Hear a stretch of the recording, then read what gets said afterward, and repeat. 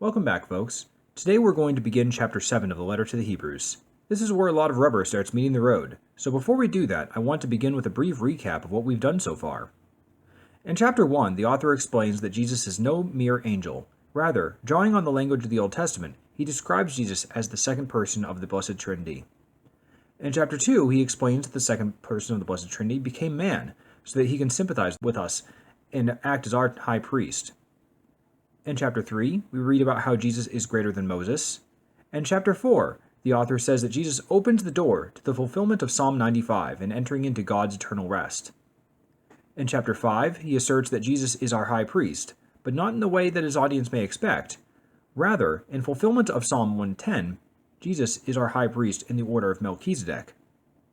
Then, in chapter 6, the author turns to his audience and tells them they need to shape up and get ready for the complicated stuff. So again, today we're going to work on chapter 7, where the author begins examining what it means for Jesus to be in the order of Melchizedek. But first, we need to visit Genesis chapter 14 and read Melchizedek's brief appearance in the Old Testament. At that point in the biblical history, the city of Sodom had just lost a battle. This ended with Sodom being sacked and Abraham's nephew Lot being taken captive. Now Abraham is going to launch a mission to get him back. When Abram heard that his kinsman had been taken captive, he led forth trained men, born in his house, 318 of them, and went in pursuit as far as Dan. And he divided his forces against them by night, he and his servants, and defeated them and pursued them to Hobah, north of Damascus. Then he brought back all the possessions, and also brought back his kinsman Lot and all of his possessions, and the women and the people. After his return from the defeat of Chedorlaomer, and the kings who were with him, the king of Sodom went out to meet him in the valley of Sheva, that is, the king's valley. And Melchizedek, king of Salem, brought out bread and wine, for he was a priest of God Most High. And he blessed Abram and said, Blessed be Abram by God Most High, possessed of heaven and earth, and blessed be God Most High, who has delivered your enemies into your hand. And Abram gave him a tenth of everything. Alrighty. So what we see here is that after winning the battle, Abram meets up with the king of Salem. Salem is the future site of Jerusalem.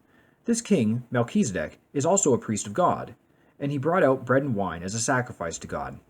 Then Abram receives a blessing from Melchizedek and pays him a tithe. With that background in place, let's move forward to Hebrews chapter 7. For this Melchizedek, king of Salem, priest of the Most High God, met Abraham returning from the slaughter of the kings and blessed him, and to him Abraham apportioned a tenth of everything.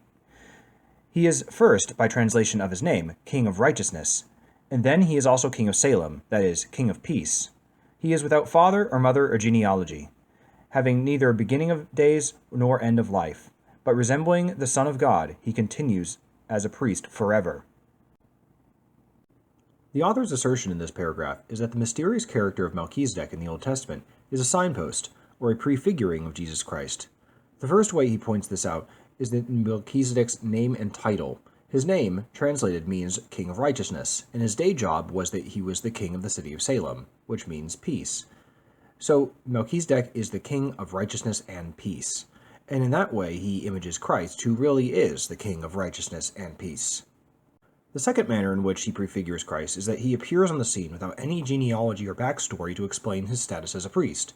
Likewise, Jesus isn't a high priest on account of a special lineage, such as lineage back to Aaron. Rather, he is a high priest because he had the role specifically given to him by God. Likewise, we're never told the date of Melchizedek's death, so we're never clued in on when his priesthood comes to an end. The author looks at this and says, as far as the text is concerned, it's kind of like he's high priest forever because we're never told of him dying. That also is a figure of Christ, who really is our high priest forever because his life really is never extinguished. Now I want to point out another way that Melchizedek prefigures Jesus, one which isn't stated in the text of Hebrews. As we read Genesis, it says Melchizedek brought out bread and wine because he was a priest of God. So that was Melchizedek's sacrifice, bread and wine. Jesus also made a sacrifice to God, but his sacrifice wasn't bread and wine. It was his own life, his body and blood. However, there is still an incident where Jesus does bring out bread and wine, namely at the Last Supper. Now, priests of the same order offer up the same types of sacrifices. The priests of the Old Covenant offered up bulls, goats, sheep, and so on. But Melchizedek, his sacrifice is bread and wine, but with Jesus, his sacrifice is his body and blood, which is entirely different. So how do we reconcile the two? Well, the two would be brought together if Jesus offered bread and wine, which was actually his body and blood. And that's exactly what he did in the Last Supper, when, using the language of the Old Testament sacrifices, he said, "Take and eat. This is my body. Do this in remembrance of me." Okay, on to the next section. See how great this man to whom Abraham the patriarch gave a tenth of his spoils, and those descendants of Levi who received the priestly office have a commandment in the law to take tithes from the people, that is, from their brothers, though these are also descended from Abraham. But this man who does not have his descent from them received tithes from Abraham and blessed him who had the promises. It is beyond dispute that the inferior is blessed by the superior, and in the one case tithes are received by mortal men, but in the other case by one of whom it is testified that he lives. One might even say that Levi himself, who receives tithes, paid tithes through Abraham, for he was still in the loins of his ancestor when Melchizedek met him.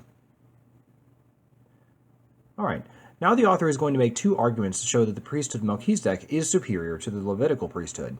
Both of these are based on the interaction between Abraham and the mysterious priest of Salem.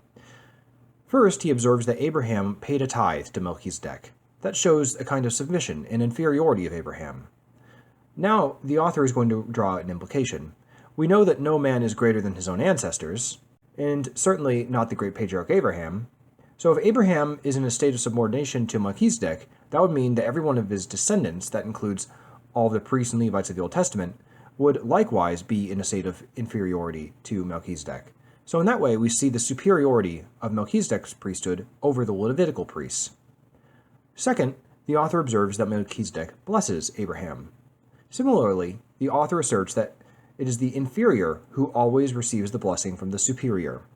So the fact that Abraham accepts a blessing from Melchizedek means that Abraham is the inferior of the two, with the same implications that we mentioned moments ago.